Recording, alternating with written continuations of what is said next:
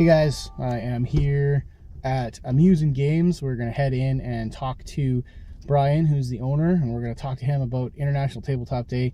We did a story last week about International Tabletop Day. That is April 11th this year, and we are going to ask him all about the experience and what people should be looking for when they're playing tabletop games and things that maybe people don't know about what tabletop is all about. And yes, I'm in my car because, well, this is the easiest place and the most sound controlled that I can get. So yeah, hopefully we can maybe get some interviews with some of the attendees as well, and hopefully you pay attention and maybe you'll play a game too. So I guess the first question that I need to ask you is, well, why should people play tabletop games? People should play tabletop games because they're fun. They're a great way to interact with friends, family. They're a great way to meet new people. I often find that folks who I've met and have become friends with, they might not have known anybody, and I met them through playing a game, and it's a great icebreaker. Okay. So what would you suggest is an easy game for somebody to pick up and just play with friends? There's a lot of games, and I always pause because I like to cater the easy game towards the flavor of whatever the person is interested in, because there's so many different great games for different people. For example, we've got games like Flux.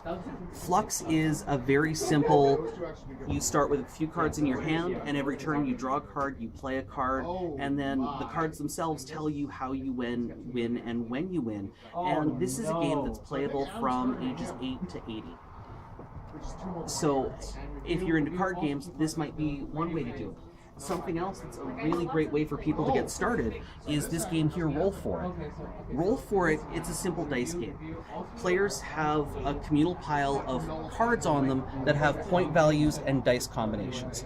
Each player starts out with 6 dice, they roll the dice, and then if they match on the card, they score those points. Or they can leave their dice locked in and keep re-rolling. First person to score 40 points wins. I've had a lot of folks who have come in, they've maybe never played a board game or never played tabletop before. They've come in, I've shown them Roll For It, and they're like, wow, this is great. And then this is kind of that entry point. Okay. So, and there's a ton more games that, again, it all depends on what interests the person. Okay. So if there's somebody who is maybe on the fence of, I want to try it, but I'm not sure, what's a good time or a good place for them to go?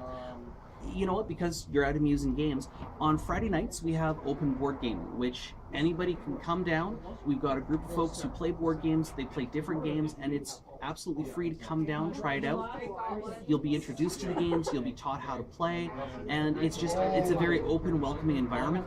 Also, elsewhere here in Winnipeg, there's places like Across the Board. It's a cafe down in the Exchange District.